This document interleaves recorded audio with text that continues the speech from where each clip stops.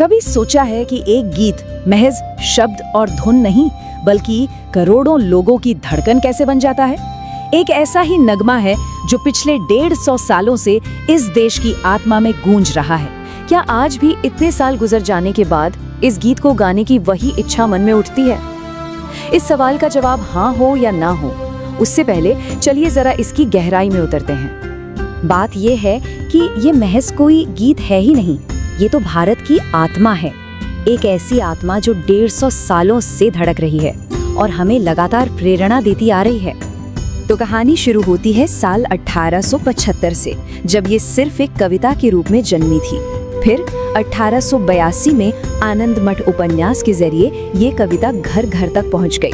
और फिर आया वो ऐतिहासिक साल 1950, जब आजाद भारत ने इसे राष्ट्रगीत का सम्मान दिया। और अब देखिए 2025 में हम सब मिलकर इसके 150 गौरवशाली साल पूरे होने का जश्न मना रहे हैं। 150 ये सिर्फ एक नंबर नहीं है ना? ये 1.5 सदी की पूरी विरासत है। इसमें बलिदान है, इसमें हमारा राष्ट्रीय गौरव है, सब कुछ है।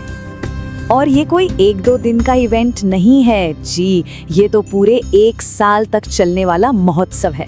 और इसका मकसद सिर्फ एक, हर एक भारतीय को एक साथ लाना, एकता के सूत्र में पिरोना। ये शुरू हो रहा है 7 नवंबर 2025 से और चलेगा पूरे 1 साल तक।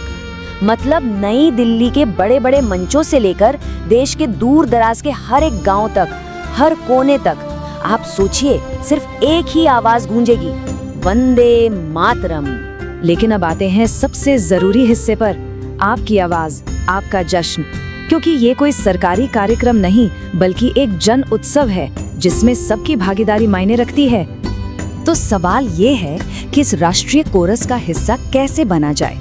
देखिए बहुत ही आसान है, आपको बस वेबसाइट पर जाना है, अपनी आवाज में वंदे मातरम गाना है, उसका वीडियो अपलोड कर देना है और बस आप भी इस ऐतिहासिक उत्सव का एक अटूट हिस्सा बन गए।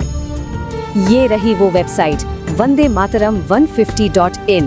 इसे नोट कर लीजिए, यहीं पर इसी पते पर देश की सारी आवाजें एक साथ मिल रही हैं। चलिए अब आखिर में एक बहुत जरूरी बात समझ लेते हैं कि ये सिर्फ एक गीत नहीं है, ये उससे कहीं ज्यादा है। ये असल में हर उस भारतीय की पहचान है जो अपने देश से, अपनी मिट्टी से प्यार करता है। ये सिर्फ इतिहास का कोई पन्ना नहीं बल्कि हमारी अपनी पहचान का हिस्सा है। तो हम वापस वहीं आ गए जहाँ से ये सारी बात शुरू हुई थी। इस पूरी कहानी को, इसके गहरे मतलब को समझने के बाद सवाल फिर से वही है, क्या आज भी वंदे मातरम गाने की इच्छा होती है? और इसका जवाब वो तो हर किसी के अपने दिल में है। वंदे मातरम, सुजला सुफला मलयज शीतला, सस्य श्यामला मातरम, वंदे मातरम, शुभ्रज्योत्स्ना पुलकितयामिनी,